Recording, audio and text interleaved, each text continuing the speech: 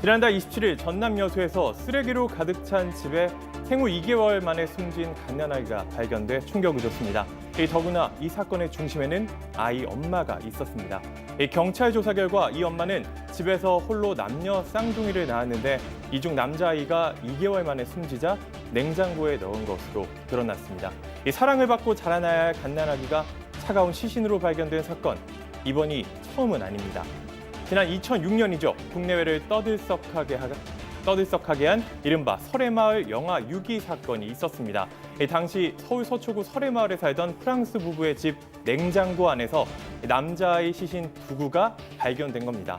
남편의 신고로 알려진 이 사건에 대해 우리나라 경찰은 물론 프랑스 경찰까지 대대적으로 조사를 벌였습니다. 범인은 바로 아내였습니다.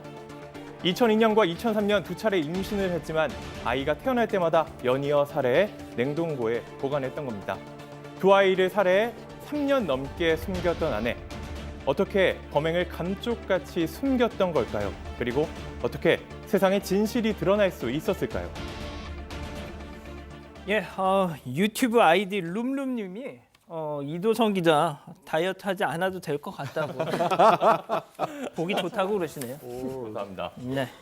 자, 일단 사건으로 들어가 보죠. 집 냉장고 냉동실에 숨진 아이 2명이 있었다. 이게 이제 2006년 국내외를 떠들썩하게 했던 설해마을 영아 유기 사건인데 말이죠. 네.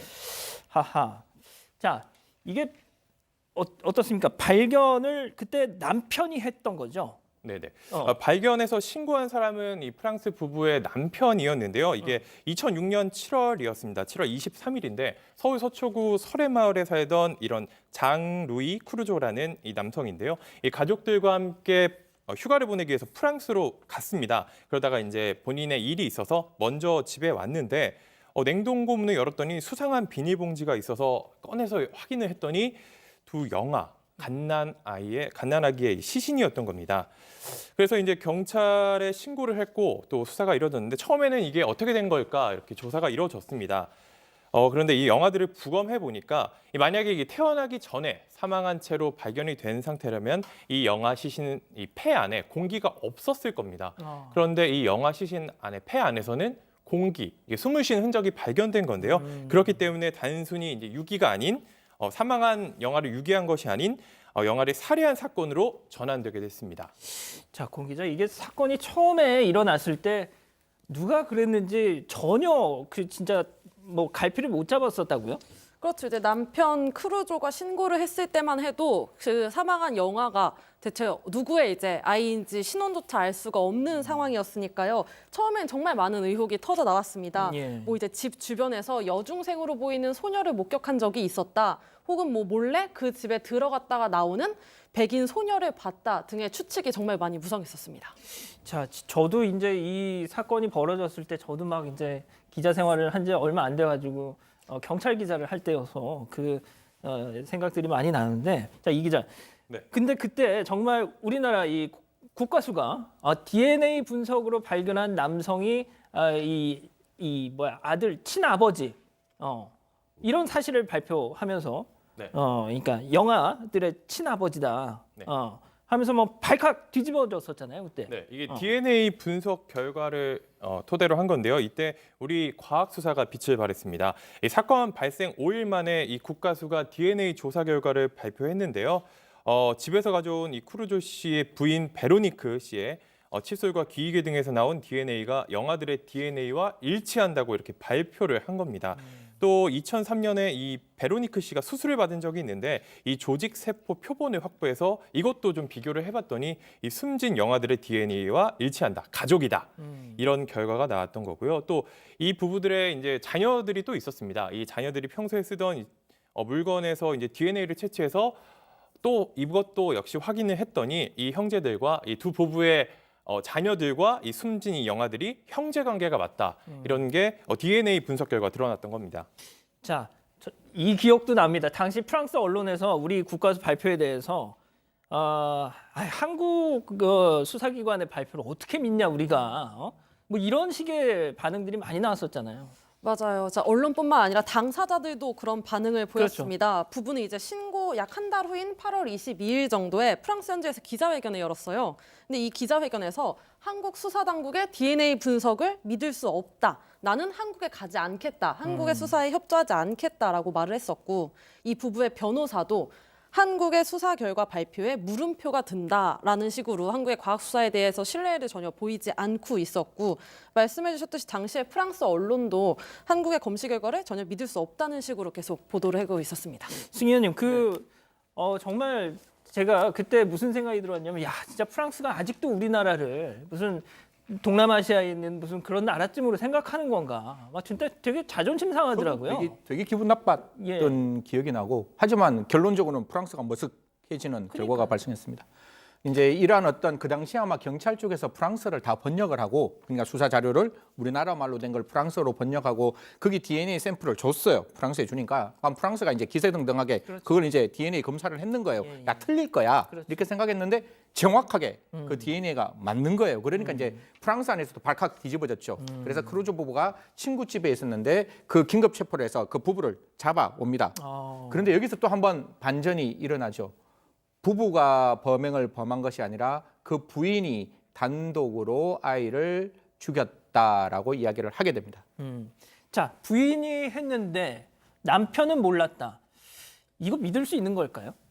네, 이 프랑스 경찰의 수사 결과가 그렇게 나왔는데요. 이게 왜 그런가 봤더니 당시 이 남편은 이 아내가 임신한 것도 몰랐다 이렇게 말을 했다고 합니다. 그래서 경찰의 조사 결과를 보니까 이 임신을 했던 이 아내가 수영복도 입고 운동을 다니면서 이제 옷도 갈아입고 했는데 이 남편이나 주변 사람들도 이제 임신을 한 거를 전혀 몰랐다 이렇게 진술을 한 것으로 알려졌습니다. 좀 가능한 경우라고는 하는데 일반적인 경우는 아니지만 이런 임신을 한 여성이 임신을 이렇게 인정하지 않는 심리 상태가 된다면은 배가 거의 나오지 않거나 실제로 이제 주변에서 임신을 한지 모를 정도로 그런 이 신체 상태가 나타날 수도 있다고 합니다. 지금 제가 아까 동남아시아 국가 얘기를 했더니 많은 분들이 왜 동남아시아에 대해서 그렇게 언급을 하시냐고 또 지적을 하시는데 제가 그 부분은 좀 취소를 하겠습니다. 저개발국으로 하겠습니다. 자, 공 기자, 대체 왜 그런 걸까요? 네, 지금 일단 임신 거부증 때문으로 알려져 있습니다. 임신 거부증 이게 뭐냐 한번 보면 임신 사실을 인정하지 못하는 일종의 정신 질환이라고 합니다. 뭐 불러오는 배를 보고 그냥 내가 살이 좀 요즘 쪘구나라고 스스로를 자책하거나 뭐 입덧이나 이런 상황도 그냥 요즘 건강이 좀 안 좋거나 속이 좀 좋지 않는 거 아닌가라고 이해를 하고 있다는 건데요. 당시 이제 프랑스 언론 등에 따르면 임신 거부증이 있던 것으로 알려져 있었고 이제 크루조가 이제 이 해당 사건이 있은 이후에 책을 썼었는데 이 책에서도 내 아내는 임신 거부증 때문에 이러한 사건을 벌어지게 했다라고 말을 하고 있는 걸로 나왔습니다. 그리고 이제 아내는 이제 재판에서 당시 이제 아이들을 원하지 않았기 때문에 내 손으로 아이들을 죽였다 이렇게 말을 하기도 했습니다. 이 임신 거부증이라는 게 뭐 그런 게 있습니까? 사실 이 부분이 되게 좀 조심스러운 부분입니다. 의학적으로는 분명히 존재를 하는데 저희들이 언론에서 이게 또 있다라고 말하기는 영아살인죄가 좀 이렇게 정당화되는 부분도 있는 듯해서 되게 조심스러운데요. 정말로 의학적으로 임신 거부증이 있으면 그게 출산을 하더라도 그게 내 몸 안에서의 어떤 아이가 아닌 다른 물체라는 생각을 하는 경우도 있다라고 합니다. 그래서 이 부분이 절대로 일반화되기는 굉장히 어려운 부분이고 이 특정 사건에서는 그걸 인정했습니다. 예. 백 변호사님, 이 한국에서 범행을 저질렀잖아요. 네, 그렇죠. 근데 처벌은 결국 프랑스에서. 네, 일단 만약에 이 부부가 한국에 있는 상태에서 수사를 받았으면 우리나라에서 처벌 받았을 거예요. 그리고 만약에 프랑스에서 범죄 인도를 요구하면 넘어갔을 수도 있는 거고요. 근데 이제 프랑스로 넘어간 상황이고 이 범죄 피해자는 우리나라 대한민국 국민이 아니라 어쨌건 프랑스 국민인 거잖아요. 근데 그래서 이제 프랑스에서 그냥 재판이 진행이 됐던 건데 일단 당초에는 이 정도면 종신형을 선고받지 않겠느냐라고 프랑스 내부에서도 얘기가 나왔습니다만 조금 전에 말씀하셨던 이 소위 말하는 임신 거부증이라는 정신과적 질환으로 범행이 벌어졌다는 점을 감안해서 검찰은 당시에 징역 10년을 구형했고 재판부는 징역 8년을 선고했습니다. 그런데 이 8년도 다 살고 나오진 않았고요.